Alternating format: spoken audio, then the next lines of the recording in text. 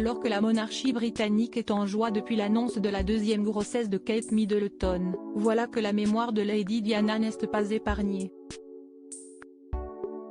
Une biographie sur le prince Harry met un coup de couteau dans le dos de la princesse, tant chérie.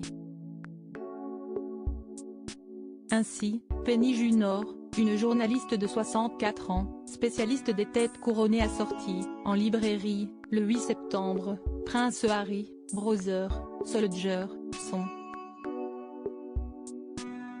À travers les pages de cette biographie sur le prince Harry qui aura 30 ans le 15 septembre, Penny Junor raconte l'enfance perturbée du petit dernier des enfants de Charles. Enfance perturbée à cause des affres de sa célèbre mère. Si vous aviez une image positive de Lady Diana et que vous désirez la conserver, ne lisez pas cet ouvrage car il décape. L'ancienne femme du prince Charles est décrite comme une personne manipulatrice, paranoïaque, violente et autodestructrice. Le Daily Mail s'est procuré les bonnes feuilles de cet ouvrage. Elle raconte notamment les coulisses de l'interview qui a fait basculer la vie de la royauté. Cette fameuse interview en 1995 accordée à l'émission Panorama. Lady Diana révèle l'intimité de son couple et l'existence de la troisième personne au sein de son mariage, Camilla Parker Bowles. C'était de la dynamite, et elle le savait.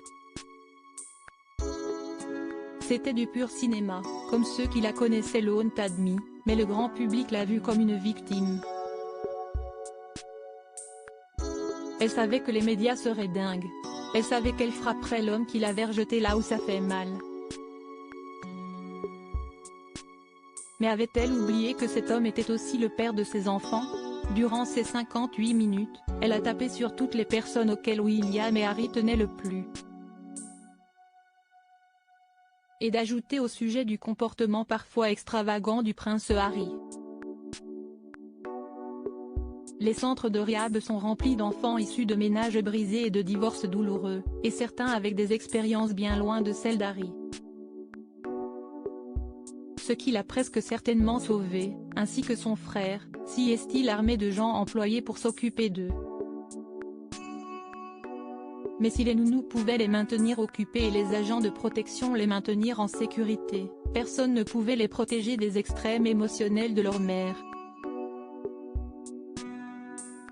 Des menaces de mort à Camilla Parker Bowles, mais Penny Junor dresse aussi le portrait d'une femme violente. Tellement paranoïaque qu'elle ne pouvait s'empêcher de harceler les gens comme Camilla Parker Bowles, la femme qui lui a volé son mari, selon elle. Lady Diana aurait été bien plus soucieuse de sa vengeance que de l'éducation de ses deux fils, William et Harry. Elle n'aurait pas hésité à avoir des comportements extrêmes. Ainsi, elle menaçait sa rivale de toujours. Camilla a reçu des appels téléphoniques menaçants de sa part. C'était toujours au beau milieu de la nuit, quand Camilla était toute seule dans sa maison de campagne au milieu de nulle part. J'ai envoyé quelqu'un pour vous tuer. Ils sont dans le jardin. Regardez par la fenêtre, vous les voyez? Disait Diana.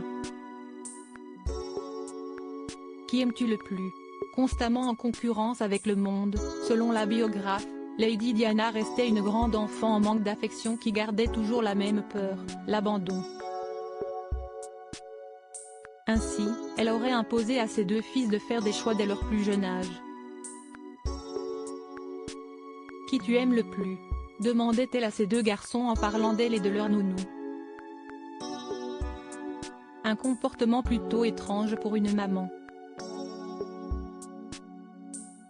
Difficile de grandir et de se construire dans un tel climat familial, si, évidemment, les révélations de Penny Junor sont véridiques.